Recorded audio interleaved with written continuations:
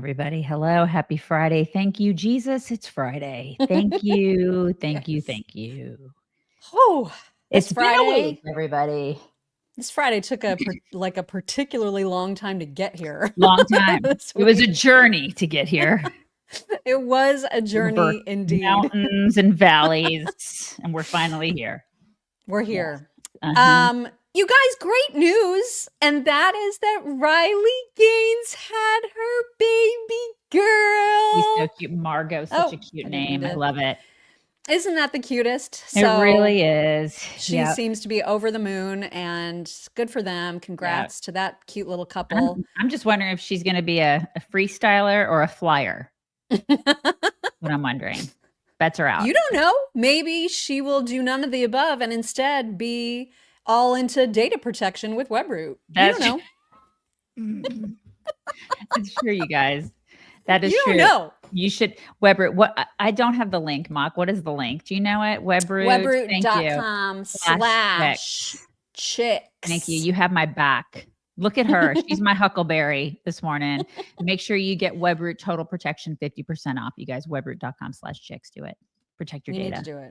Protect it. Like a baby, like your baby. Can I just point out that our names are in pink again today for no discernible reason and because of nothing that I did or had control of? People liked the blue yesterday, though. They thought it was a nice change. It was fun. Switch up.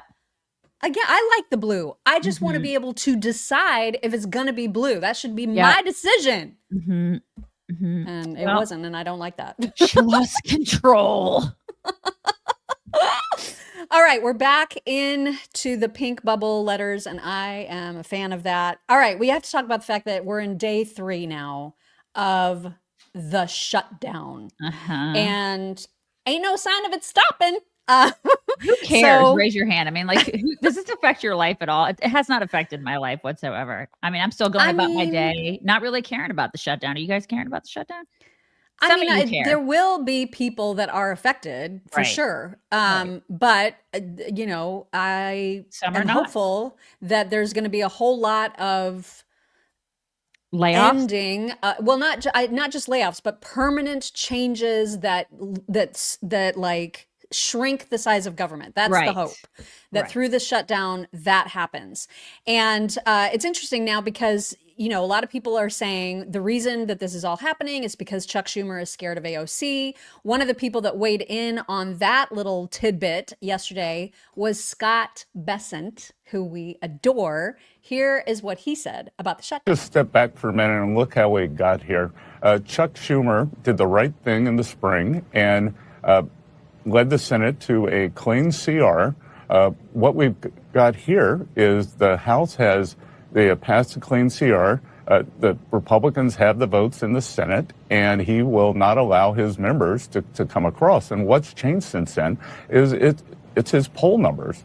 You know, so you know, the president, Vice President Vance, Speaker Johnson, Leader Thune, they're not negotiating with Chuck Schumer and Hakeem Jeffries. They're negotiating with Representative Ocasio-Cortez because she's nipping at his heels. And, you know, so the American people are being held hostage by Chuck Schumer's poll numbers. It's just crazy. It's just so stupid. That's what this is, you know? It's all just an ego trip for Chuck Schumer. He's just scared of AOC. And, you know, she is feeling very, very powerful at the moment. And there was a video of her, not from yesterday, but from the day before, or maybe even the day that the shutdown began, saying that if people wanted to talk to her and negotiate with her directly, they should come to her office, as if she has any say over what the Senate does. And so there's a clip of her talking about that, and someone has sombrero-fied it. So I just thought that was a bonus. I thought, why would I play the original clip of her when we can play the sombrero-fied clip of her? Heck yeah. So here that is. She's feeling very powerful. And I saw some Republican members of Congress saying, oh, well, if we have this shutdown, it's because of AOC. Well, if that's the case, my office is open and you are free to walk in and negotiate with me directly. Damn, girl. Check out my sombrero. That's right. So Trump is pretty excited about the shutdown. I mean, obviously he doesn't want the government to be shut down, but he is excited about the possibilities of what they can accomplish during the shutdown. And here's what he tweeted yesterday, if you want to read that. I have a meeting today with Russ Vought. Is that what it is? He of Project Vote. Sorry. He of Project 2025 fame to determine which of the many Democrat agencies, most of which are a political scam, he recommends to be cut and whether or not those cuts will be temporary or permanent. I can't believe the radical left Democrats gave me this unprecedented opportunity. They are not stupid people. So maybe this is their way of wanting to quietly and quickly make America great again. President Donald J. Trump. You see Project 2025 and you know that the left is like, oh my God, Handmaid's Tale. They're all freaking out. Right on cue, man. Right. One of those people was Jessica Tarlov, who was like, remember the good old days where Trump told us he didn't know what Project 2025 was? And so Banshee from Red State said, yep. And then you screamed about it for a year straight. So now he does. That's how it all works, Jessica. Yep. Especially when you do it in that scratchy, horrible voice. Yeah. With that fry-filled voice. Yeah. Yep. So Mike Johnson also weighed in on potentially what Russ Vought could do. And here is what Mike Johnson said about that. It is coming. Russ is the expert. He's our dear friend, and he's in an unenviable situation. It's not one that he relishes. Look, you and I and Russ and all conservatives, we've always wanted to limit the size and scope of government, but we'd rather do it through the legislative process and not under duress like this. So what Russ has to do, because he's the director of the Office of Management and Budget, he has to do what anybody in his position in this situation would do. That is to look at the balance sheet, to figure out how to make the dollars go to the services and the positions and the policies that are essential versus those that are not. Now, Russ is going to look at that through the same lens that Larry Kudlow and Mike Johnson would look at it, because he's going to say, you know, which one of these makes sense? Which one of these follow the policy priorities of President Trump and this administration? Because that's who he works for. Now, if you had a Democrat, a big government woke progressive liberal sitting in that seat, they'd look at that balance sheet very differently. But Russ Vought has been given the authority to do this, and he's been given that authority by one man. His name is Chuck Schumer. Okay, Chuck Schumer led the Democrats in the Senate to hand that pen to Russ Vought. And I think there could be some good that comes out of it if we limit the size and scope of government, but it is not a job that he relishes. I don't understand how you wouldn't want a streamlined government. I just don't get it. I don't understand the people who are like, we want more government. We want to pay for that. You know what I mean? Because that's what they believe in. And it's so foreign, that concept to me. I don't get it. Why would you want that? I don't get it. Well, these are people that think the government actually provides cradle to grave services that they want. And they don't realize how wasteful, how bureaucratic, how inefficient all of government is. Yeah, and the bigger it gets, the worse it gets. Yeah, I mean, we're paying for lesbian squirrel studies. That's what it is. Obviously, that's super important. I don't know why you would bring that up. Yes. Trump did an interview yesterday where he was asked about the potential layoffs and firings and what that's going to be like, and he was blunt about it. Here's what he said. There was an OMB memo going around suggesting that there might be firings during the shutdown. Do you think that will happen if the shutdown goes for a little bit of time, sir? Well, there could be firings, and that's their fault, and it could also be other things. I mean, we could cut projects that they wanted, favorite projects, and they'd be permanently cut. So you could say, a lot of people are saying Trump wanted this, that I wanted this closing, and I didn't want it. But a lot of people are saying it because I'm allowed to cut things that should have never been approved in the first place. And I will probably do that. Why not take advantage of it, right? Yeah. And then he should like really make a production out of, once Russ and he decide, okay, these are the programs that are going to be permanently eliminated. They need to make a big production out of it, make a big announcement about it, and then let the Democrats squirm. I freaking love that. Squirm and cry and then shriek again like Jessica Tarlov in her fry. Yes. Yes. And Trump actually posted on his Truth Social another meme from the Dilly team yesterday, and it looks like this. Time has come. Oh my God, we were losing their minds yesterday. Here the power's gone. The cowbell. It's so great. Russ Vought is the reaper. He wields a pen, the fun's and the brain. Here comes the reaper. Dems your baby. Here comes the reaper. Gonna tie your hands. Here comes the reaper. Won't be able to fly. Here comes the reaper. Cry baby and your plan. Blah, blah, blah, blah, blah. I'll never listen to that song the same way again. I know. Like, I more know. cowbell. More JD on cowbell. It's just perfect. Absolutely perfect. And so Trump is trolling as he always does. And it's delicious to watch. It's glorious. Absolutely glorious. Former Speaker of the House, Newt Gingrich, cannot believe how dumb Democrats are being about this with their entire shutdown strategy, I guess, which is it a strategy or is it just a non-strategy? Whatever it is dumb. It's a non-strategy. I love me some Newt. Right. So he is saying that this is a double negative strategy. Here's what he said yesterday.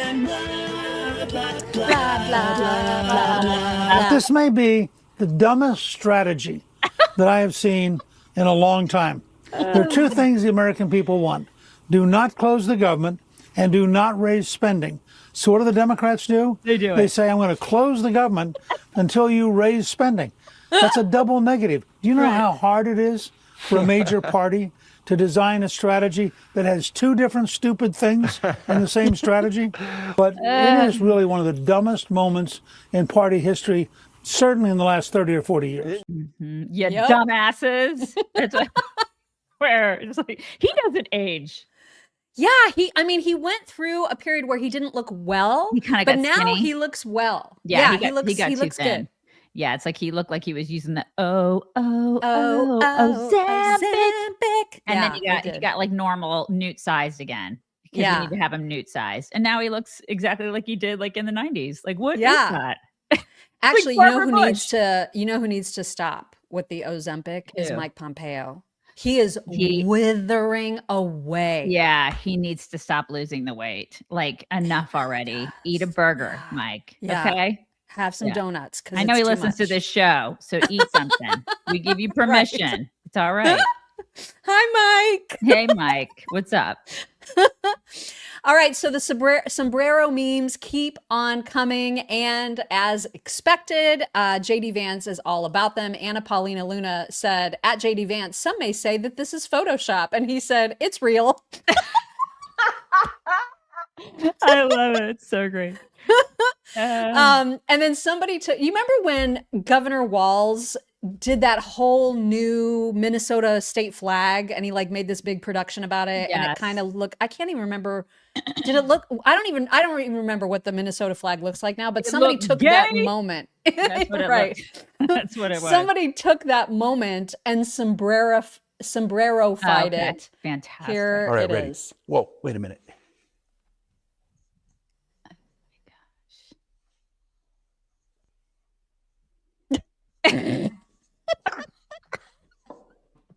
We're so much better at this. Meanwhile, they're like, how many kittens can we put in a meme? There, that's better. Yeah, that is better. It is. And there's also this Trump authorizes U.S. Treasury to mint new Representative fantastic. Jeffries coin. He's crying. Jeffries is crying. He's like, this is so racist. So very racist. I would absolutely buy this collectible. I would too. I would totally buy it. And then our own Brian Brumley decided to sombrero-fy us. Oh my God. My mustache is exponentially bigger than yours. It's so long. It's so long. I need to be, somebody needs to explain to me why that is. Brian, explain yourself at once. Why? Why is it bigger? Maybe it's just the angle that you're turned at. I don't know. It could be. God, we look good in that. We look good. I mean, I'm going to say, like, I feel like this is a good look for us. We look like third world country dictators, don't we? Fantastic. I just love that so much, you guys. great. Almost as much as I love the stuff from Coat Defense. I do. Especially the balm. Wait, transition. So the yes, balm. each ingredient in the Something Better balm is handpicked because it has healing power, you guys. It has like sweet almond and hemp seed oils and beeswax and shea butter and comfrey root and golden seal and slippery all the things that you need. It doesn't have any harsh chemicals or fillers. It's clean and non-toxic. It is the foundation of our medicine cabinet here in my house. It's my cure-all. I am that mom where it's like, hey, you have an itchy dog, Something Better balm. You have some sort of dermatitis on your body, Something Better balm. You have a hangnail, quit complaining, kid, and put some Something Better balm on it because I have things to do. That's what I do is I give everybody the Something Better balm. And if you haven't tried their preventative powder, I have that too. See the preventative powder? I implore you to do this because I have Shepherdy dogs and they are very itchy. They're like the itchy dogs on the dog spectrum. You know what I'm talking about? They are constantly like, and the powder is gold. I put it in their ears. I put it on their bodies. It helps. And the shampoo is amazing. Everything is amazing at Coat Defense. Fall is the time to buy. Shopping is risk-free. The return policy is simple and hassle-free, but you're never going to want to return it because it's awesome. This stuff is amazing. You're going to never go back. You guys can get 15% off at coatdefense.com. Code CHICKS. I promise you, you're going to love this stuff. It is the best. Coatdefense.com, code CHICKS. It's for dogs and people. Yep. It's for everybody. It's a for universally everybody. fantastic product. It is. It's the best. All right. We need to talk about the flotilla, which I know is your favorite word. It's flotilla with extra cheese, you guys. That's what I'm getting. I'm getting that tonight at the Mexican restaurant. I'm getting some flotilla with extra cheese. And salsa on the side. So the flotilla, which was just like a whole bunch of boats, like including the one that Greta was on, and then like a bunch of other sheep followers who are also on boats. They have been apprehended, as they knew they would be, by Israeli forces. They've been taken into custody, and because it's different, they use the words like abducted or kidnapped in ways that are absolutely nonsensical, because Greta Thunberg put out a video on her phone telling the world that she's been abducted.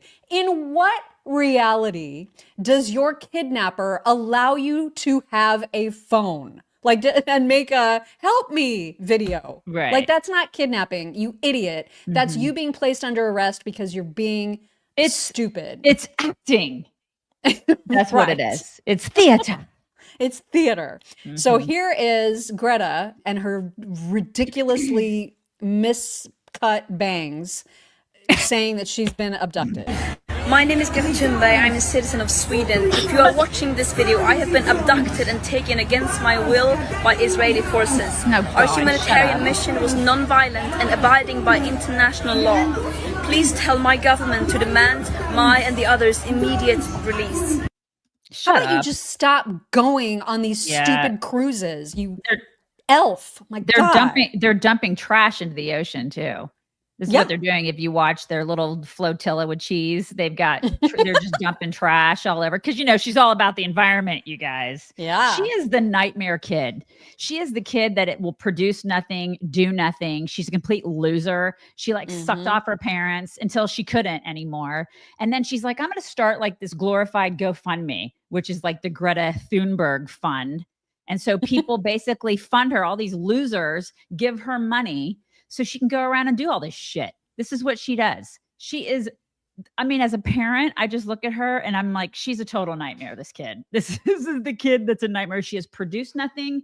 She has done nothing. She hasn't been a problem solver. She has educated nobody. She has done jack squat, but just suck off and leech off people in the world. That's all she does. And pretend to care about causes, which are, it's just all nonsense. I'm waiting for the next one. I feel like her next one, so she's done the climate thing, whatever. She doesn't care about that anymore. She's in a freaking diesel powered boat. Right. Now she's doing the whole Gaza thing. I think the next one is when she finally comes out and says, I'm non-binary and this is the new cause du jour. I think that's what's going to happen next. Because she's ridiculous. And then whoever this is on Twitter, also ridiculous. This person is saying 44 countries represented in the flotilla, and not one country is protecting their citizens. This should terrify us all. Nobody is required to deal with your stupid publicity stunt. You idiots. You knew exactly what was going to happen. Right. God, it makes me, you know what? I liken these clowns to the people that climb Mount Everest, for example, and then expect everybody to come to their rescue when things go south. Right. And I hate that. And they dump trash up and they shit along the way. Yeah, this is exactly what they do. And they're like, oh my God, we're victims. Shut up. Right. Why isn't our country helping us? Well, stop doing stupid shit. Yeah. And quit crapping on the mountain. It makes me absolutely crazy. Me too. I'm right there with you. So, and you know how ostensibly these flotillas, these boats they kept talking about how their whole point is to deliver needed aid to Gaza. Well, here's what happened when IDF or the police or whatever went on to their boat after taking all of the people off the boat. Here's what they found. I'm sure you guys can guess where I am because it's pretty much an empty room. That's right. I'm inside one of the vessels, one of the largest vessels to come in this Yom Kippur flotilla. And while we're processing this boat, there's one thing missing, guys. All this aid that they were supposed to bring into Gaza, which explains one thing to me, I'm sure it explains to you, that when we and multiple other countries offered them to take this aid and bring it to the Gazans, we could facilitate its safe arrival, they flat out rejected it. And now we know why, because it was never about bringing aid to Gazans, but it was all about the headlines and the social media followings. Yep. Surprise! If you're shocked by this, I'm sorry about your retardation. Right. Raise your hand and then promptly punch yourself in the face because we knew. Yes, we all knew. And I don't know what it is about the name Greta, but apparently Greta Berlin, who is the co-founder of the Free Gaza movement, which is now the Freedom Flotilla Coalition, has admitted, and this is a newly resurfaced video, that all of what they do is based on lies. All of it. And here is a little excerpt of her admitting exactly that. Somebody in Australia, his name was Michael Sheikh, wrote to a bunch of us. We were all members of the International Solidarity Movement. And he sent out this notice and he said, you know, I had this idea that maybe we could buy a boat in New York and we could sail it across the Atlantic and sail it down the coast of Europe and then into Gaza. I was sitting with my friend Mary Hughes Thompson, who is the other major co-founder. The two of us started this, and then we got another 5 people involved. And I looked at her and I said, oh, let's do it. One story that I always try to tell all of you is that once we finally got these crazy boats, they were moored in Greece. And I was in charge of the media office. That's my background. And I was in charge of the media office, and we were all in Cyprus. And so I would put out a press release. And it would say, the boats are in Alexandria, getting ready to go. And then 2 weeks later, I'd say, the boats have moved to Turkey, and they're getting ready to come to Cyprus. Well, the boats were never either one of those places. They were always in Greece. So the Zionists, when they want to attack me, they do that quite often, say to me all the time, you lied all the time. Yeah. I said, yeah, we did. Yahoo, we lied. This is who these people are. And you're proud of it. Yeah. It's freaking just disgusting. Yeah, it is disgusting. And they got that stupid ass scarf on like it's decorative. And if you went and lived in that country, you would not be able to show your shoulders, lady. You would be completely covered. Like, do they not understand? Do they not get it? They don't get it. I don't know how they can be this self-destructive. Like that's the biggest surprise to me about all of these anti-Israel, anti-Zionist people. Is like, how are you this masochistic? I don't understand it. Well, I mean, we lived through COVID, so I'm starting to see how a lot of people are masochistic. You know?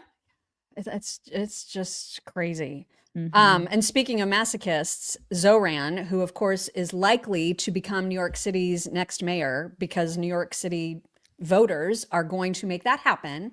Jonathan Turley just exposed another one of his recent plans. He's just announced that he's going to eliminate gifted student programs in New York public schools, which of course is a common move, as Jonathan points out, by the left to achieve equity through mediocrity. This is the Harrison Bergeronification of America. Yep. That's what it is. We've talked about that for 17 years. That's what it is. In our book even. Right. If you guys have never read Harrison Bergeron from Kurt Vonnegut, we encourage you to read it, because that's what it's like a 10-minute read. It's a short story.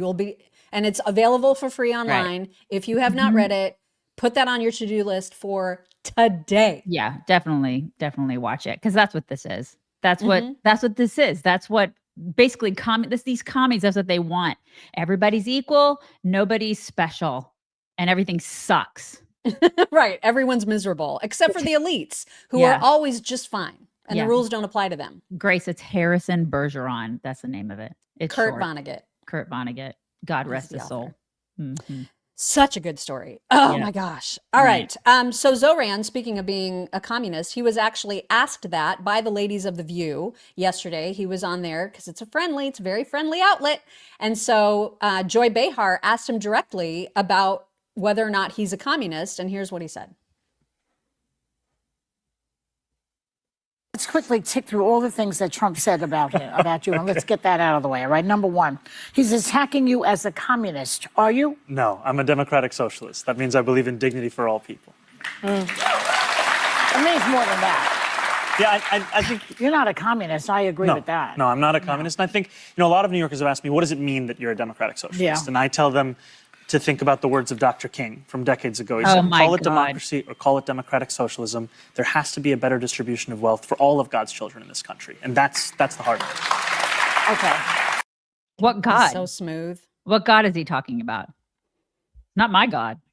So I'm just putting that out there. But it sounds great. It sounds so good, kind, doesn't it? and he's so smiley, and he's got the happy little twinkle in his eye. He is such a showman.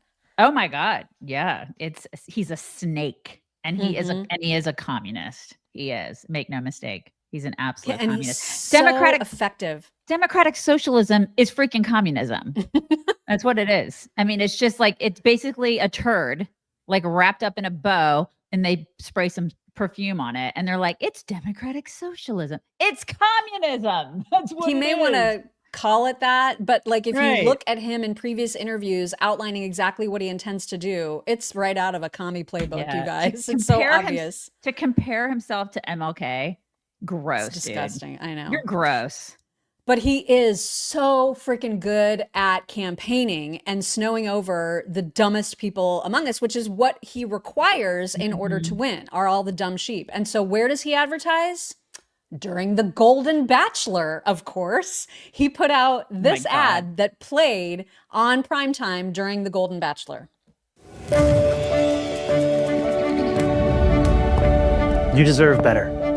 Oh my God. You deserve to be able to raise your family here. Oh my God. To be safe. To travel where you need to, free of costs and worry. You deserve someone who works as hard as you do, who thinks about you every second of the day. That's the kind of mayor I promise to be. New York, will you accept this rose? Oh my God. Paid for by Zoran for NYC. Cynthia Nixon's like, I just turned straight again for 5 seconds. But this is how you do a campaign. You know what I mean? Like if you're a Democrat, his playbook. No. This is effective no matter who is going to do it. This is good campaigning. I hate the guy. I wish he was awful and he wasn't going to win. But this is how you do it. I'm sorry. I think that is pitch perfect. I don't. If JD Vance came out and offered me a rose, we would eat it up with a spoon. Come on. We would eat it up with a spoon. He wouldn't need to do that, Mock. He wouldn't need But it would be effective if he did it. With a rose? No, I don't. Yes. I totally disagree with you. He wouldn't have to do it. That was cheesy and weird. I'm telling you, that's the kind of stuff that we would love if it was happening on our side. We would. It's just like if Democrats were doing the whole sombrero thing right now, we would be like, that's so freaking lame. But I'm telling you, this is good campaigning. It is. It just is. I mean, we have to be able to like admit that he's good at this. He's effective at this, even though he's horrible. He's a horrible candidate. He's smarmy and weird, and like I don't even like that personally. I wouldn't even like. But he knows. He knows to play. He knows how to play to the audience, and he's good at it. And he's gonna win. You guys, he's like projected to win by like 80-something%. You know what I mean? But it's also campaigning. It's New York. I don't know. Maybe I'm just speaking like a Texan, but you try that crap in like a small town in Texas, and women are going to be like, ew. Ew. He's got a good team behind him. As much as I hate it, he just does. Now, I did love, who was it? It was Joel Berry. Oh my God. Joel Berry's response to that ad was the last thing NYC sees before getting date raped. Totally. That's exactly how I feel about it. It's like he's the guy that's putting something in your drink. Like the second you like turn to the left and he's putting shit in your drink, and you come back and you see and then everything goes dark. I'm glad that Joel said it, because we were all thinking it. I'm glad that Joel said it. Oh my God. It's so perfect. I love that. Look at that face. Just look at the still. Look at his face. Everybody listening, I'm really sorry, but seriously, his face Hail Satan. Yeah, he's so creepy. God, that guy's creepy. Speaking of democratic socialism and how, unfortunately, it's seeing a surgence. Like it's taking off. I mean, if New York City is going to have a Democrat socialist as a mayor, who knows where else it's going to infiltrate. We're also starting to see that happen in Minnesota. And I'm not sure who put this documentary together, but last night on several ABC channels, specifically in Minnesota, they featured this documentary about what's happening to Minnesota. We've got 2 clips to share with y'all. Just let them run back to back because this looks good. We are losing jobs. We are losing value. We have never had this massive amount of migration, so much, so quickly leaving the state of Minnesota. This has been bloody awful. All the investors, they're all wiped out. It's been cataclysmic, really. They said, if you are going to get shot in downtown Minneapolis, it is going to be in this 3-block radius. There was this vision that we're going to get rid of the police department. We've lost 40% of the department. People are going to get killed. Business has become sort of an enemy. We're killing the goose that laid the golden egg. A Precarious State was the name of it. Here's another clip. We basically now have a socialist city council. Not just a majority, but a veto-proof majority. We wanted to understand how these DSA-endorsed members have so much influence on city council when there are only 4 of them. There are lots and lots of people who have been voting Democrat their whole lives. They don't understand that they're voting for a socialist instead of what had been the Democratic agenda. This much, much more radical agenda. It isn't, we're going to represent the people who are here. It was, we're going to rebuild the city in our image. Have you ever read the DSA platform? I have. It's frightening. Precarioustate.com. I want to watch that. Democrats are commies now. I mean, they can say, "Oh, I'm a Democrat Socialist of America." Yeah, okay. Democrats are commies. And what is scary, kind of like what you saw there, is that the Democrats that have been Democrats for 30, 40 years, whatever, they just keep voting Democrat, thinking it's all the same as that they're Clinton Democrats from like the 1990s. It's not the same, man. These people are commies. So good luck with that, I guess. But it is spreading. And it's not just socialism. It's Islamo-communism. Yeah. Exactly. Make no mistake. That's what's coming. That's what's spreading. It's already there, like in Dearbornistan and places like that. It's Islamo-communism. And I don't care if people look at me and say, you're a xenophobe. Okay. Whatever. Okay. You've called me everything else. I don't give a crap. Well, and thankfully, we at least have some Republican congressmen on our side who are trying to put a stop to that. We spoke with Brandon Gill yesterday. Yes. Finally, we've been trying to make that happen for a long time. Delightful. We talked to him about the shutdown. We talked to him about Sharia. We talked to him about a whole bunch of stuff. And that comes out sometime today. I don't know the time exactly, but it's sometime today. So be on the lookout for that on all of the platforms, because he was a delight. He is just awesome. Delight. Really love talking to him. Yeah, for sure. All right. Unfortunately, we have to talk about this attack that happened at a Manchester, Britain synagogue. So there was a crazy Islamist dude, a knifeman, who went on this crazy rampage and killed 2 people before being shot by police officers. And for some reason, it took like, I want to say almost 10 hours for the police in the UK to release this guy's name. Oh my God. And once you see it, you'll understand why they wanted to keep it on the down low. His actual birth given name is Jihad. Al-Shami is the last name. So he's a Syrian Muslim. He became a UK citizen, I think, when he was like 16. But this is the terrorist that just decided, you know what, I hate Jews and I'm going to off a couple. And that's exactly what he did. What was he supposed to do? His name is Jihad. Can you imagine naming your child kid. that? I mean, this is what, of course, that's what he's going to do. I swear. I mean, his name was literally Jihad. My God, I cannot.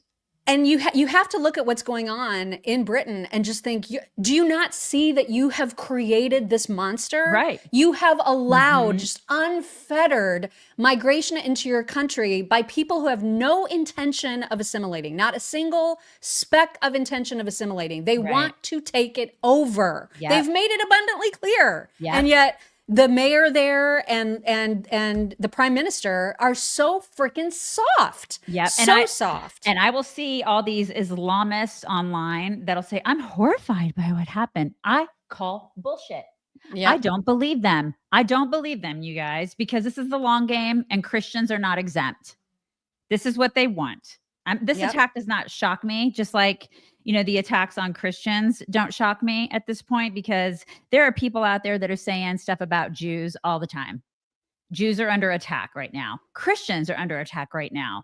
And we see all these people, conservatives included, that are saying all sorts of crap about Jews right now. They're anti-Semites. I was dealing with them for 3 hours yesterday on our platforms. I know you were too. I've been doing it all week. It's really tiresome because we're seeing it on our side. Okay. So, I mean, like, we see all this stuff from people on both sides, our side too, which is so disheartening. I cannot believe that's even happening. So when the stuff is out there, I mean, people will say that about Charlie Kirk and Christians. Yeah, it's happening with Jews. It's happening with Christians. People aren't speaking out enough about it. But I mean, this is the thing. They're going to say nothing about Christians being slaughtered all over the world. These people, these pundits, they won't say anything. They won't say anything about this. They'll be like, oh, it's too bad. That's too bad, you know, and that's it. And it'll keep happening. It's disgusting. It is. It's horrible. And we have to play Keir Starmer's, a little bit of his address to the nation after this attack happened, which we'll get to. But we need to tell you about a brand new sponsor. Super excited for our retiree audience to know about this. It's Chapter, and it gives you Medicare help, which I didn't realize how complicated that whole thing is. Oh my gosh. I'm super excited about this too, because I'm hoping that, I mean, I will use them when I get to the point of doing, you know, the Medicare stuff, because totally millions of people end up stuck with Medicare plans that either cost too much or they don't cover enough because they change every year. And so many of them don't renew. And so even if you're okay with your current plan, you got to renew options for 2026. So most Medicare agents are licensed and commission-based, but very few review like every available plan to find the best fit. So it's about what pays them the most, not what's right for you. Chapter is like a breath of fresh air, you guys. They look at every plan in the country and then they'll help you find the best one that fits your individual needs. They have salaried advisors that are there to advocate for you, not the insurance companies. Okay. This is why we love them so much.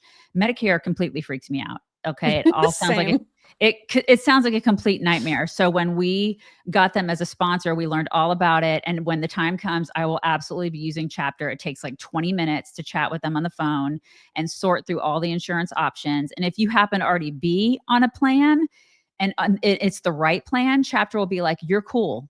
And if you're not on the right plan, they'll help you switch. They save people an average of $1,100 annually. That's a lot.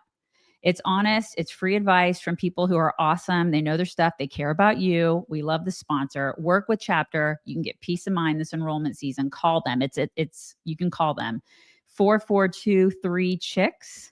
Yep. And get a super fast, pressure-free Medicare review. That's chapter at 4423 chicks. You're going to talk to an actual human. You're going to talk to a human, which is fantastic. I was blown away by talking to them and just realizing what they can do. And especially the fact that they're free to you. Why would you not take their advice? Yep. You would be crazy. 20 minutes. Not to. You can save some money. So we love sponsors like this. They can help you. Yeah. Yep. 4423 chicks. Yep. Call them today. All right. So here is a little bit of what Keir Starmer said to the nation yesterday. You're going to hear it, not just see this tweet, but you're going to hear him. Good evening. Earlier today, on Yom Kippur, the holiest day for the Jewish community, a vile individual committed a terrorist attack that attacked Jews because they are Jews, and attacked Britain because of our values. So many Jewish families first came to this country as a place of refuge, fleeing the greatest evil ever inflicted on a people. And Britain welcomed them. Communities like the one attacked in Manchester provided safety, but also the security that comes from a promise that this is a country that stands up to hatred.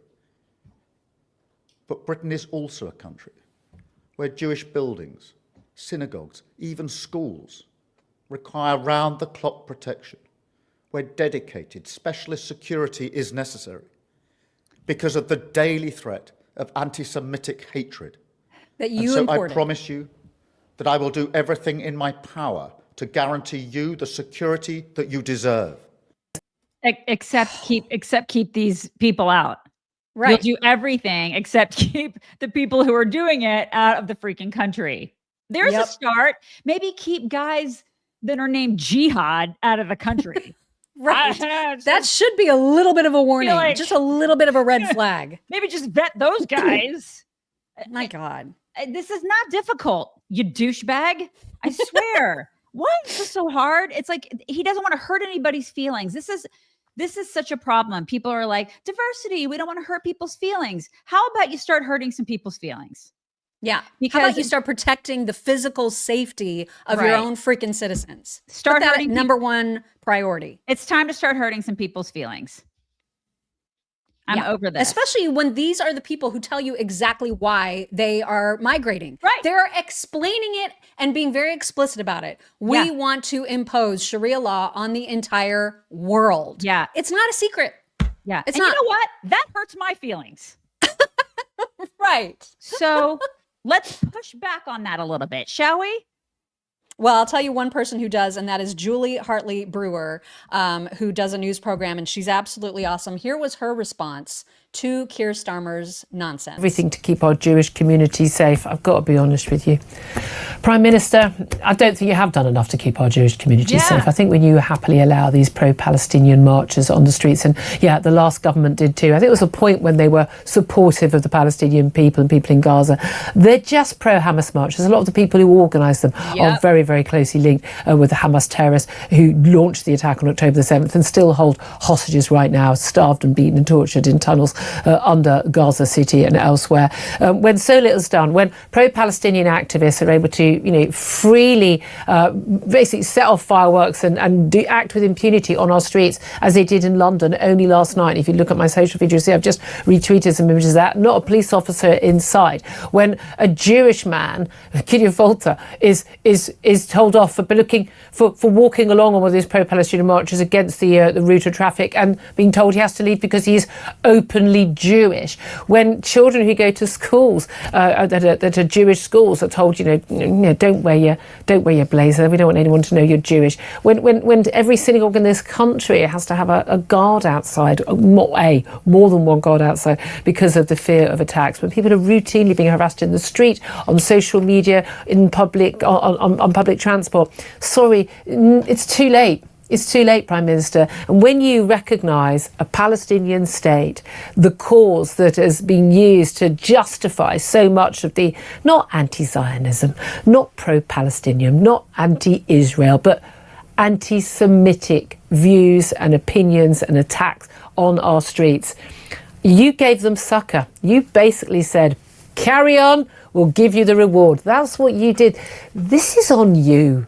Right. This is on you, Prime Minister. So don't you bloody dare say we'll put police outside synagogues. You're one of the reasons why there need to be police outside synagogues. Don't you bloody dare saying you want to keep the Jewish community safe in this country when you're part of the reason of why they are not. I need Inject into my veins. Totally. I need to say bloody more. I need to just. I know, right? More. It's such a great qualifier. It really is. Fantastic. It's so good. Is what it is. Yeah. It's a cancer. And these people are allowing it to spread. They're encouraging it to spread. I don't understand why. And we're seeing it everywhere. We're seeing it on the right. Yep. It's completely masochistic. I will never understand that level of masochism, but it's a cancer. Like you said. Don't get it. Like, I hope you enjoy your burqa, Brenda, the stay-at-home mom who buys into all this bullshit. Hope you enjoy it. Tony Lapidus, the brilliant impersonator who we have featured on the show quite a bit, said to Keir, can we expect the UK to recognize the state of Manchester in the coming days? I think that would be the noble and consistent course of action. Yep.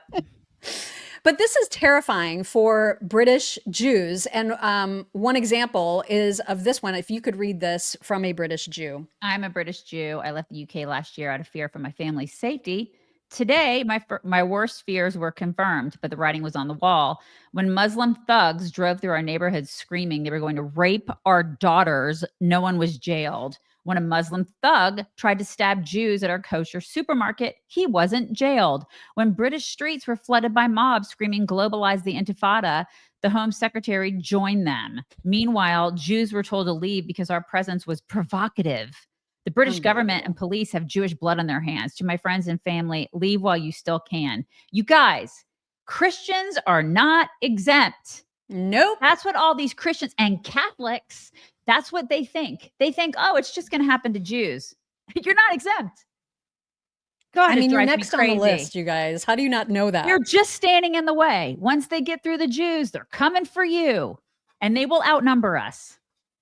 And then on the same day that this attack happened, there were zillions of pro-Palestine, pro-Hamas protesters. I mean, they were actually out in the streets and in the train stations with their flags screaming, globalize the Intifada. It was absolutely unbelievable.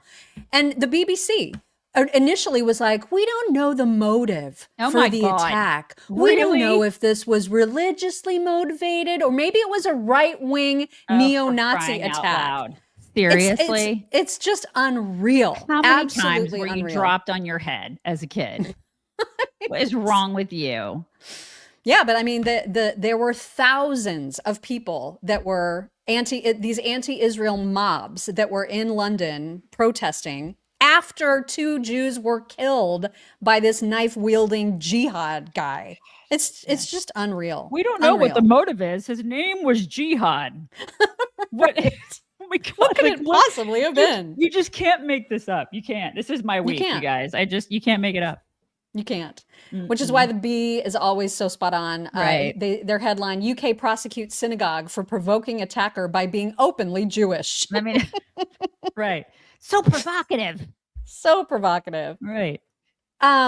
Now, I'm about to show you that there was a news story yesterday. I don't know how accurate this is because I'm hearing mixed reviews about where Hamas is on this whole framework that has been offered in terms of a ceasefire. So one of the chiefs of Hamas has openly rejected Trump's ceasefire deal. Surprise! But I also read this morning that they are also wanting more time to deliberate over the framework before giving a final answer. So I don't know if they have like officially rejected it. Some members of Hamas certainly are, but whether it's official, I don't know. There seems to be some question about that. Why? Because they can't read? Are they that stupid? It's 20 things. It's 20 points. How hard is this? This is the thing. They got to find somebody in their ranks that can actually read. I'm sorry. These people are absolute terrorist morons. Yep, they are. And when you hear about protesters who like bust into corporate speeches, here's a great example of Palantir, AI company, who some pro-Palestinian loser hijacked a panel interview that was being done with the CEO of Palantir, and his response to her was it was great, perfect. It was just glorious and based, as the kids would say. Yeah.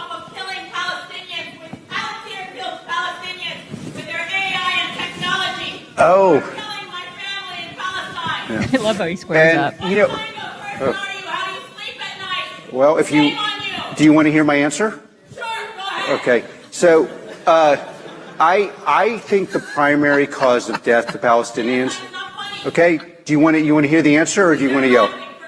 Well, you don't want to hear an answer? Obviously. So the primary source of death in Palestine is the fact that Hamas has realized that there are millions and millions of useful idiots that will.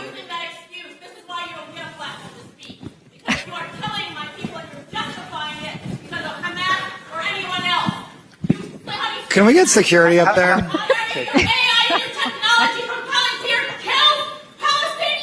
Mostly terrorists. That's true. Right. I swear to God. I want to buy stock in that company. It's like that guy. That was glorious. Yeah. Absolutely glorious. God, you know what she should do? She should scream louder. That'll make him take her seriously. You know, just act like more effective. Of a crazed lunatic. Right. And you know, that usually works, lady. It does. Super effective. Yeah, totally. So I noticed in pre-chat that there was a couple people like going, "Oh my God, Mock is obsessed with Candace. I hope we don't have to hear about Candace today." And you and I were talking about it. Listen, I am not obsessed with Candace. What I am obsessed with is the fact that she is influencing, she and Tucker and others that feel as anti-Israel as she does, they are influencing millions and millions of people. And here is why that's super worrisome. Okay. I'm going to try to explain this as well as I did to you in pre-show, because you were like, you have to say that. Yeah. I think this is a point that everybody needs to understand, because it's crucial. This is a really big deal for all of us to understand. So listen closely.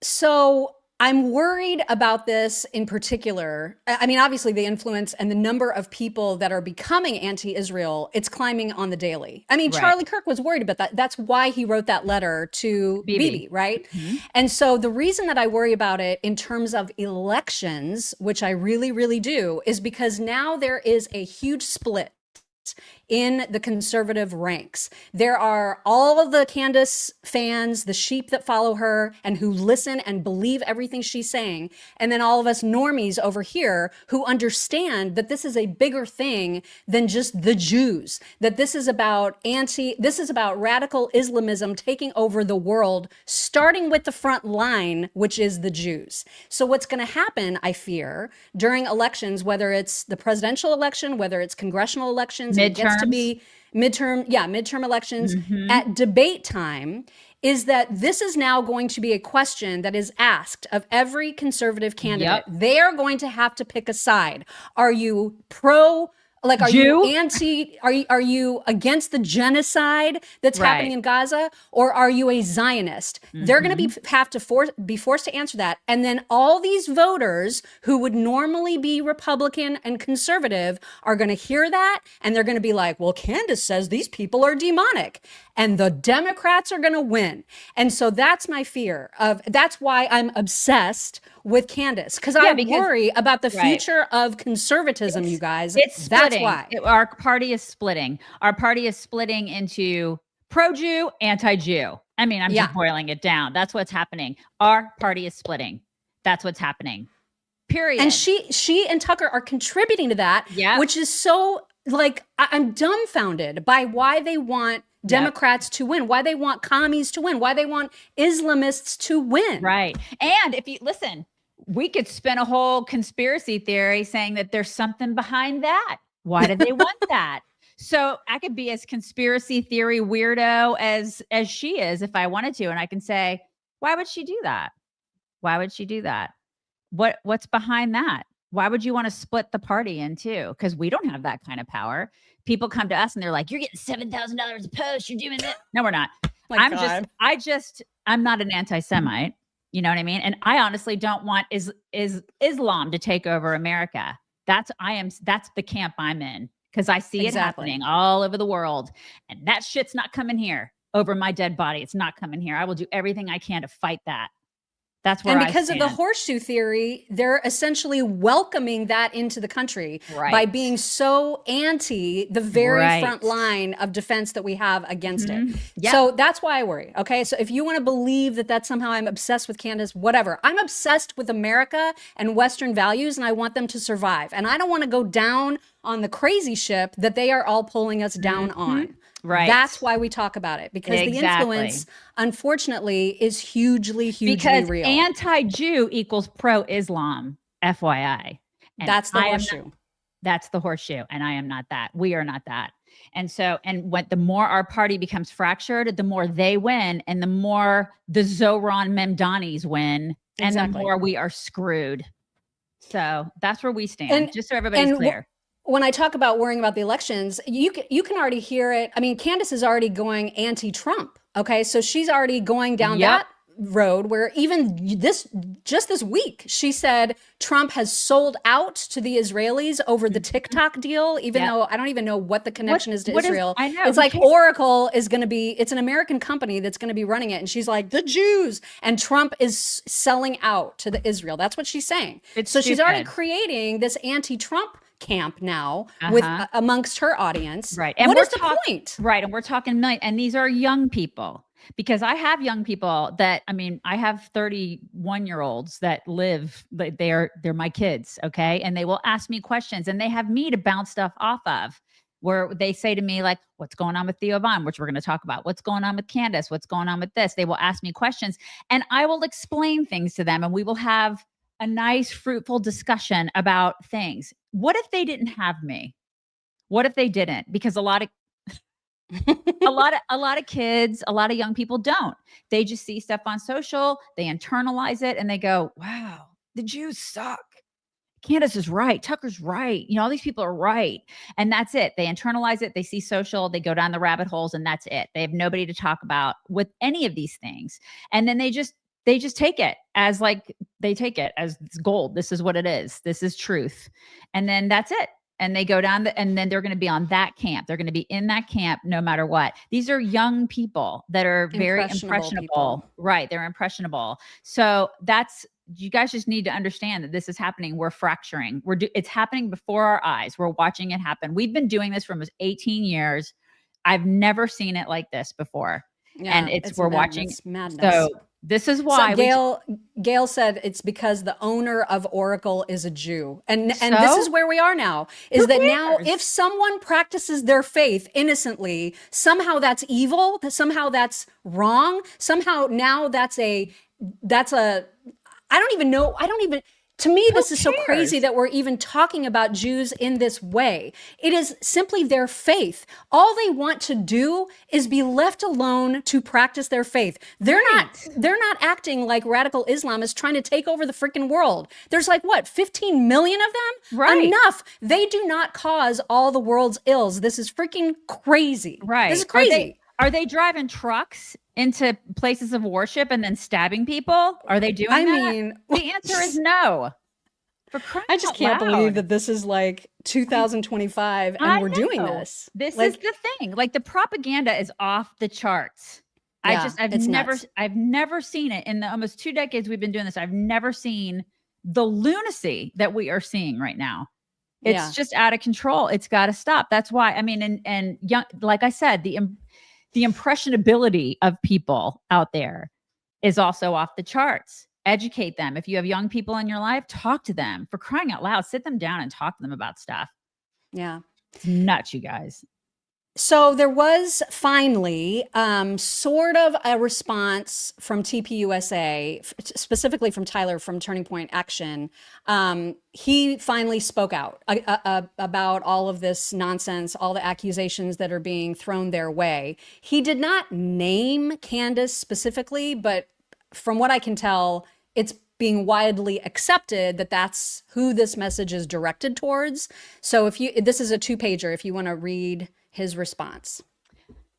Okay, I'm sorry I have to tweet this, but I do. Accusing innocent people, much worse, accusing the people who knew Charlie best, loved him more than just about anyone, and witnessed his death isn't just wrong. It's baseless mudslinging on the same level as calling someone a Nazi or a fascist who is not. It signals to crazy people many evil ideas, thoughts, and feelings. It's calling the good, bad, and the innocent criminal. The worst part of this wicked behavior is that it is putting a target on the backs of the people working to carry out Charlie's work from before and after his murder. This harassment may emotionally or physically sideline them, stopping the work. Every single person who loves Charlie and knew him best will not settle for anything less than the truth throughout this process of grief, investigation, trial, and continuing on without the person we loved and who we knew the world loved. Okay, and here is the second part. I personally feel Charlie with us every day, and it has given our people strength to persevere in the darkest hours of our lives. I hope people will seek truth, apologize for getting things wrong along the way, support righteous causes, and strive to not engage with destructive forces that I believe the devil wants people to promote to undo the good work that emanates from Turning Point, Charlie, and everything he has left behind. I love that statement. I love it. And Andrew Colvett also, I mean, he retweeted it and basically said all of this. Well said. It's a beautiful statement. It's so them, you know, they are such high road, wonderful, Christian, beautiful people. They really are. I mean, like the memorial was beautiful. And like all of this, you know, conspiracy theory and like what happened. Listen, they're investigating the death. They're investigating it. It's not like I'm not one of those people that's like, oh my God, I'm going to put my head in the sand. I think that there may not be more to this. I hope that they investigate all avenues and aspects of what happened to Charlie Kirk. I hope that they do. But Candace says the FBI is lying about everything. Oh, for crying out loud. But I'm not going to be the person to do that. I'm not law enforcement. You know, I hope that they do that. And I think that they are. And they are investigating it. And I hope that they do and that people get to the bottom of it. But I mean, a lot of the stuff that's out there is just so icky, you know, and it's icky to the point where you're discrediting people and their entire legacy for what? For clicks? Come on. It's gross. Well, her followers would say that she's really the only one that cares about him enough to get to the bottom of things. But in the process, she's literally destroying everything that TPUSA is about. And she's accusing them now of financial mismanagement. Like for crying out loud. There's this whole new aspect. And in fact, when Tyler posted this, there was a response. Somebody asked a question about Candace's claim about this internal audit. So they said, I'm sorry that you're in this position, but is the internal audit of TPUSA that Candace reported still going forward? It's bad enough tax-exempt organizations don't have to disclose donors. So you can't be upset that many of us are asking questions before you all move forward. And Tyler responded and he said, she took a sentence and made something up. TPUSA does an audit every year, always has. Charlie constantly looked for ways to make everything that we do more efficient. That's TPUSA. Operate 8 times more effectively than any other similar operation. Because Candace on her show held up a letter or posted a letter from Charlie to the organization announcing a new COO and said part of this person's roles and responsibilities will include internally auditing and making sure that we're, saving money where we can, whatever. It was completely innocent. But of course, she took it and said, this means that they're financially mismanaging things and they're all of their finances are shady. I mean, she just takes the most innocent things and makes conspiracies of them. And I think that's why they finally felt like, we got to say something. Like, this is getting out of control. Right. Like, it's so unnecessary. Yeah. And, and I think, I don't know, I'm from the South. It's, you know what it is? It's tacky. It's just tacky, y'all. This is all of this is tacky. Like, I can't think of a better word. You know what I mean? Like, that's what I look at this and I'm like, stop. It's so tacky. Like, why would you do this? So, and I know we mentioned this earlier in the week, Megyn Kelly, a lot of people are so mad at her. And I don't want to be mad at her. Like, I want to give her all of the benefit of the doubt. And I still believe that it's possible that she just doesn't know a lot of what Candace has been putting out there, right? That's what I want to believe, is that she has stayed purposefully ignorant about some of the more egregious accusations. But Megyn is a lot like we are in that she does not like to be told what to do. And if you go after her and say, you have to disavow this person, you have to unplatform this person, she is going to get her burr up and she's going to be like, you got to debate this person. Don't tell me what to do. Right. Yeah. I mean, her instinct, like ours is, will be to say, don't effing tell me what to do, which I completely get. Like, we get that more than anybody. Right. And so I am not ready yet to disavow Megyn at all. I mean, I love Megyn. She is my North Star in so many ways. But she was on a podcast yesterday, which was disappointing. Her comments on it were disappointing to a lot of people, which I completely get, because they were disappointing to me too. I just don't understand her take on this. But here is what she said on a podcast yesterday. I know what Hamas does, trust me, and I've been covering it. But that doesn't mean that the devastation and destruction can go on forever. Israel's now taken out Hezbollah. It's decimated Hamas. It had a war with Iran that we almost got dragged into, in more full flower. It's time to wrap it up in this American's view.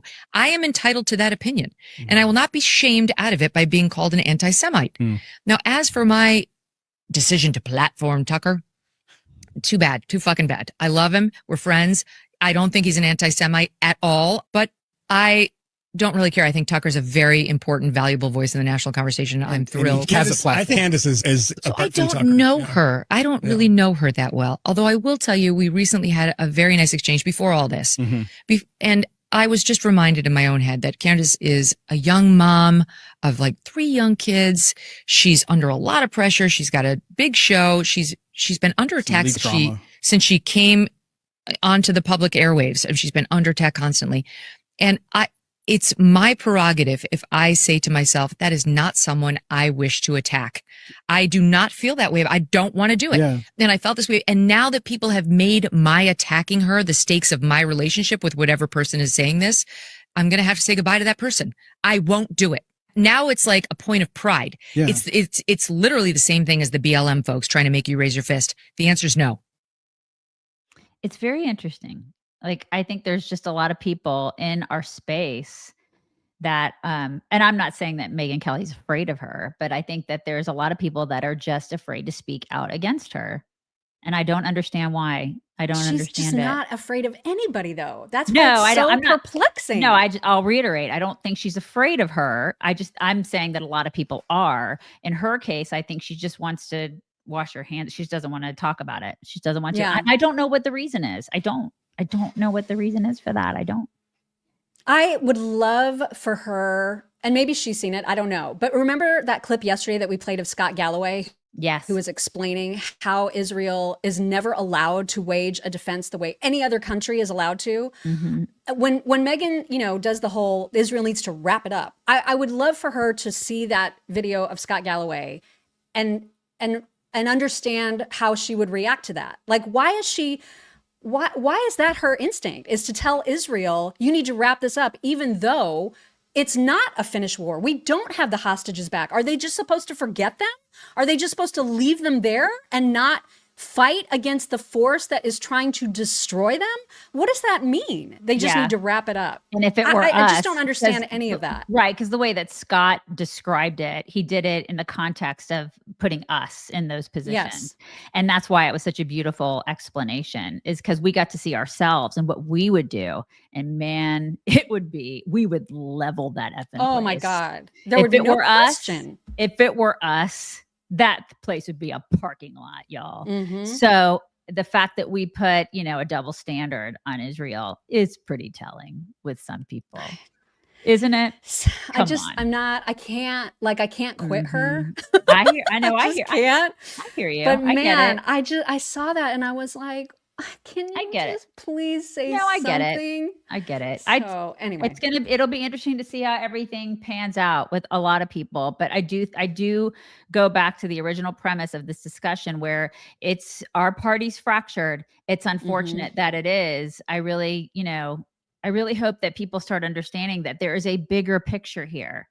Right. It's a bigger picture. It's not just about this one conflict. There's an end game, and there are powers that be up there going, oh, I love it that these people are fighting because we can get in there. And then we know the long game. They want the long game, and it's a cancer, man. It's like, do you not see it?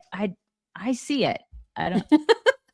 I know. It's amazing. It's amazing when people don't. I don't get it at all. Right. Lastly, on this whole Israel thing, I remember we talked about it earlier in the week, I think, where Marjorie Taylor Greene put out that ridiculous "I'm not suicidal" post. It was so dumb. Well, now Theo Von is doing something similar. So apparently he had a show, I don't know, some days ago, and I don't know where, it doesn't matter. He did some live show where he was also filming for Netflix, doing a special, and he bombed, apparently. And a lot of people who went to the show were posting about how awful he was and how it was just a huge disappointment. And then at the show, he made this off the cuff remark where he said something like, I'm just trying to get through. I'm just trying not to end my life. Like, he just made some kind of snide little comment but it was, it made people worry about suicide. Right. People were concerned, and a lot of people reached out to him because they were concerned. And he addressed that on his show yesterday in the dumbest way possible. Here's what he said. People were asking me about suicide. I was like, oh God, I would never take my own life. I would never take my own life. Okay. You hear that, Israel? Fuck that guy. I would never take my own life. Yeah. Israel couldn't care less about you, Theo Von. Right. You absolute idiot. They're like, who's Theo Von? What? You guys, I paid to see this guy. What, about a year ago? Almost not even a year ago. Probably 9 months ago. I saw him here in Belton, Texas. And he's funny. He's a funny guy. He can be. Yeah, he can be. But there was a part of the performance where he rambles. You can tell, like, he gets out there, and I'm like, is he drinking? Like, is he on something? Like, what's going on? You know what I mean? And there was a part I was like, okay, he's starting to ramble now. I'm getting bored, So I can see where he does have a tendency to just be, I don't know, like, he's Mr. ADD guy, gets all over the place. And I have ADD, so I can say that because I'm doing it right now. I'm rambling, right? So, I mean, but he rambles. And so I don't know, maybe he just had a bad show and he was upset, but to do that and to bring in the Israel reference, I don't know. I think he actually was on Candace's show, or he had Candace on his show, and maybe that, like, he got an earworm. And he's definitely bought into the whole genocide. Oh yeah. Thing. This is the thing, I mean, this is the thing. Like I said, it's a cancer. I'll go back to that. It's a cancer. It's spreading. A lot of people are buying into this crap. And all these bull crap conspiracy theories and the cancer and the Islamism and all this stuff. It's like, I'm looking at this and I'm like, do you guys, can you get out of this bubble and not see the big picture? Because good luck with, especially the women, good luck with your burqas. Good luck.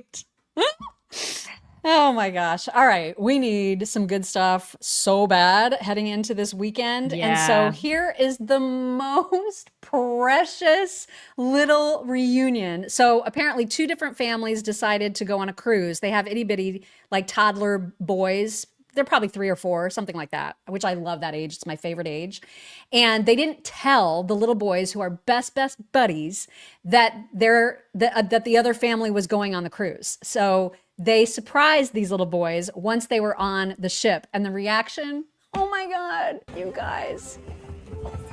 Who is it? Oh my gosh, his little best friend.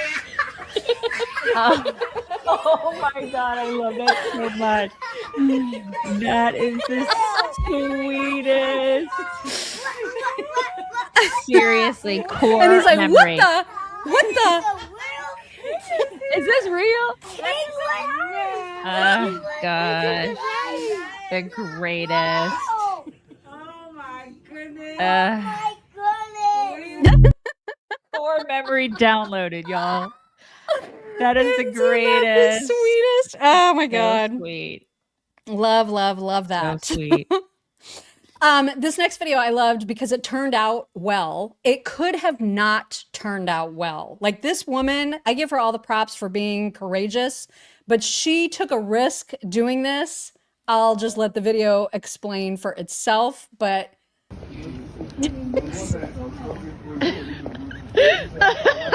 Tammy. I love her. Oh my God, I love her. That is so funny. I love her. That is adorable. I absolutely love her. It is because they took it well, but you don't know who you're about to mock.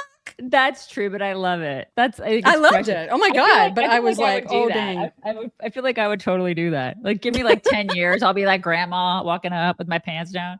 I totally love it. And I love that her panties were like fuchsia. It just added to it. It was so great. Total granny panties. I love it. This one just, I don't know why this one just made me laugh, but it is true that if you're walking, say you're walking downtown somewhere, right? And it's busy, like it's crowded, you behave very, very differently to fellow pedestrians than you do to fellow drivers. And so this video is sort of a little montage of what would happen if people behaved towards pedestrians like they do to their fellow drivers. Here it is. I would like to. Where do you want to go? What the fuck are you doing? What the hell? Dude, what are you doing? What do you mean, what am I doing? What are you doing? What do you fucking mean? Chill What am I out. doing? Dude, okay, go.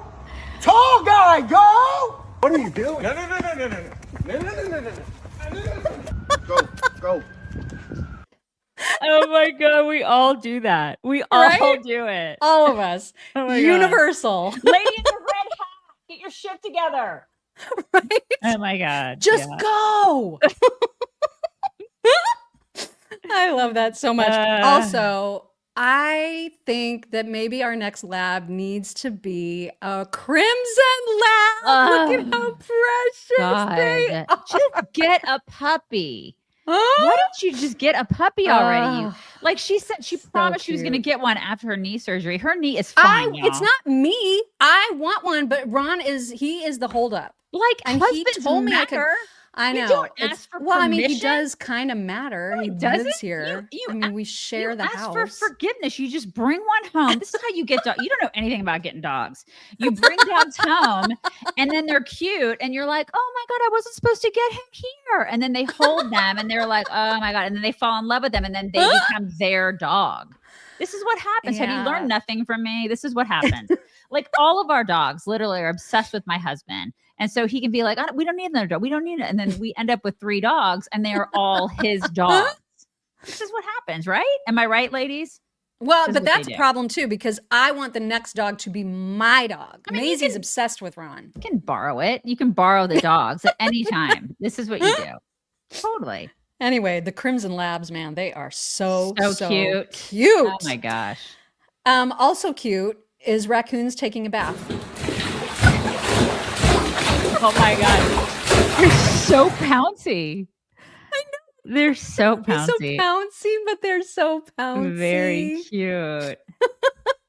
And then lastly, again, why can this not be my life? Like, why is this not something that happens in my backyard on a daily basis? Oh my gosh. I mean, I have cows that are kind of the same size. You can come love on them. I could hug them just like that. Their heads are the exact same. Look at the bliss on that lion's face. Literally, I have Brahmins that are kind of like that. I mean, they're not like as hairy underneath, but they still have that. You can get a fix. I know. And you can hug them and squeeze them and then like really like think you're hurting them, but you're not. Look at the big yawn coming out. Big kitty. Big yawn. Big blockhead kitty. Yeah. Sweet. Oh my God. So tired. Thank God I'm full because I would eat you, lady. Oh my God. I love that lion. Yeah. So cuddly. So cuddly. All right, let me make sure I've got my Venmo open because I've seen some alerts come through on the Venmo machine and I don't want to leave anybody out. Let's see. It'll start with, okay, I know where to start, but let me get to the ball pit crew from yesterday first. Kelly 1106 said Trump is living rent-free in Hakeem's head. And Humber 1969 said, I'm a female vet from the 70s, and we had to maintain weight standards. Which is fantastic. Yeah. And thank you for your service. Indeed. We also heard from Heather Faust, who said, words cannot describe what I would say to Jane Fonda if I had the chance. I am a daughter of a Vietnam War vet, and what she did during the war was unforgivable. She needs to go away. God bless our veterans. Hanoi Jane. Let's see. Sean Morgan said, sending a few shekels on behalf of Israel to you. They instructed me to send more, but I passed a few really delicious bakeries on the way home and got a little carried away. Still new at this. Happy weekend and shalom. P.S. I think we're supposed to keep this a secret. Yes, right. We can't accept Israeli money. I love that. Let's see. Dana Spain said, happy Friday, beautiful chicks. Just a rhetorical question. Where are all the Hollywood actors, squad members, campus activists who called for ceasefire now for 2 years? Now that the Jews have agreed to one, but the terrorists have not? Crickets. Love you gals from this Jubie. Let's see. Margot MacArthur said, happy birthday to baby Margot. You'll have to spell it 1,000 million times. They don't understand the T, but enjoy being Margot. $25 for her birth year. I love She's a fellow Margot. That's so cute. I love that name. It is a great name. Nancy Katz says they want big government because that means free stuff. Lazy people. That said, have a great weekend. Kristen Hanshaw said, show is amazing as usual. Also, you pronounced my last name correctly last time, so just wanted to hear it pronounced correctly again. This is a vanity project. Take my money. Thank you. Hanshaw, did I say that right? I don't know how else you would say it. Hanshaw. Yeah. Hanshaw, maybe? Hanshaw. I think I would have said Hanshaw. Right. I wouldn't have said Hanshaw. So hopefully I did it right. Karen Marisco says, shouldn't everyone get a rose according to his demented policies? Also, The Voice of the Martyrs is a free magazine. You can get great resource. Love you, chicks. Have to check into that. Nancy Katz said, me again, so incredibly thankful for your stance on Israel, anti-Semitism, etc. As a Jew growing up, my mother said, never forget the Holocaust. And I always wondered why. And now I know. Yeah. Right? It's just crazy it's crazy what's going on in our world right now. Locals Roth Lady Wright said, blow Hamas off the face of the earth and be done with it. Wouldn't that be right? Why can't we do? Yeah. All right, now you. Marcy Peralez, good morning, checks. Is it Friday already? Yes, thank you, Jesus. Have a wonderful day and an awesome weekend. See you Monday. Curio 23, recovering at home now, everyone. Thanks for the prayers. Many more weeks sitting at home. You can watch us every day then, Curio 23. That's right. Kat was not happy I got the exact day in the hospital. I don't know what that means. Kat was not happy. Why? Because you weren't there? I don't know. Christy Addington, I believe the video was created before she was arrested. Who? Greta? Was created. Greta, maybe? Oh. I don't know. Maybe Greta? Maybe. Yeah. Giles Chester, go tell on the mountain updated version. Stop crapping on the mountain. Daisy, I love you. We can update it. Thank you, Giles. Florida Medicare broker. Good morning, ladies. Good morning. Hello. Kristen Beal. Happy Friday. Great episode. Love you, ladies. Thank you, Kristen. Marcy Peralez. Glad to see the new sponsored chapter. We'll be calling them today. Fantastic. You got to save some money. Thanks for looking after us retirees. Always. We love you, ladies. That was very sweet. Karen Elliott, Brit leaders are afraid of Islamists now. Too late. Yeah, it is a little too late, isn't it? Wussies. Mike Sassman, many people don't understand protection of Israel is about protecting the holy sites.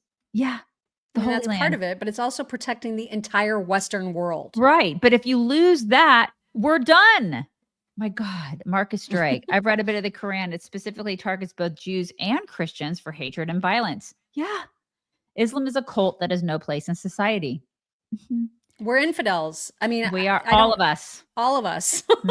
Yeah. We worked with a guy, Greg Garrison in Indiana when we were on the radio, and he used to wear a shirt that said infidel. Remember?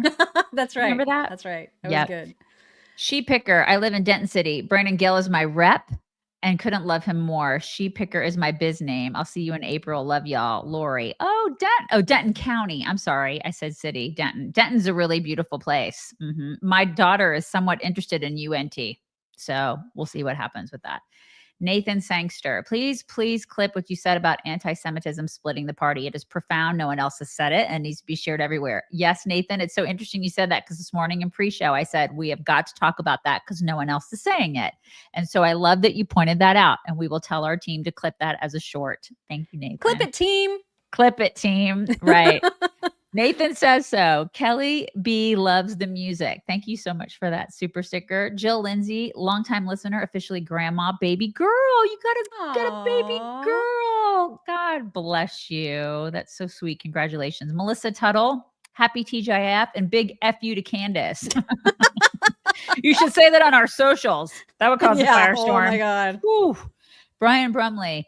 The number one question, are we going to allow the destruction of Western civilization? Israel is the hot front in this battle, as is England and soon New York City. Yep. Add Houston to that, Dallas, Dearbornistan. It's spreading all over really quickly. Bo Mama 8. Listen, I find Theo entertaining, but he is definitely the poster child for some brain cells don't grow back. Jesus help. Exactly. That's true. He did a lot of drugs. I think he may still be doing a couple of those. Jennifer, no. It's me just wanting to say hi. Hi, Jennifer. Hi. Elizabeth Bowyer, we need to see the dogs today, Daisy, please. I may be able to let them. I don't know if I can or not. They're kind of crazy, you guys. I need to be prepared for that in the future. Maybe I need to be prepared. Shelly Bolton, loving the bouncing raccoons and pedestrian video. Y'all have a wonderful weekend. Love you, jerks. Got a swim meet this weekend. Mock is doing a whole lot of nothing. Appointments and nothing. Yeah. Lori Weens, have a second round interview today at 10:30. Please pray. Everybody pray for Lori.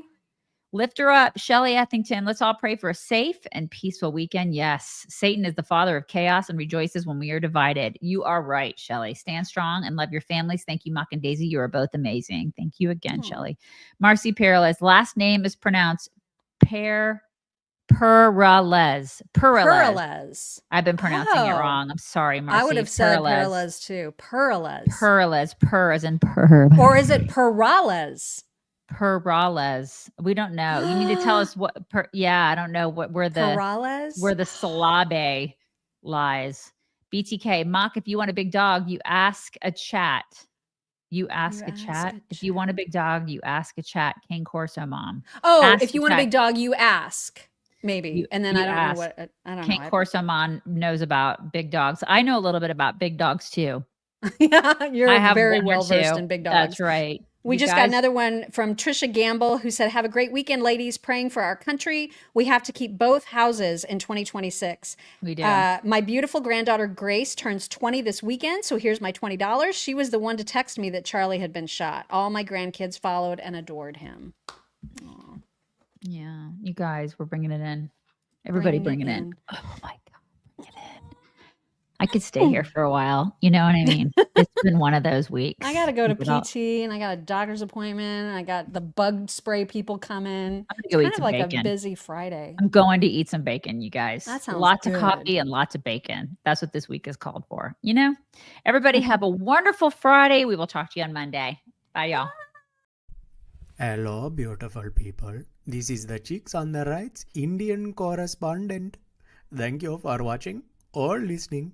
Be very sure to like, subscribe, and ring the bell to stay up to date on all of their delicious content. Okay, thank you. Come again.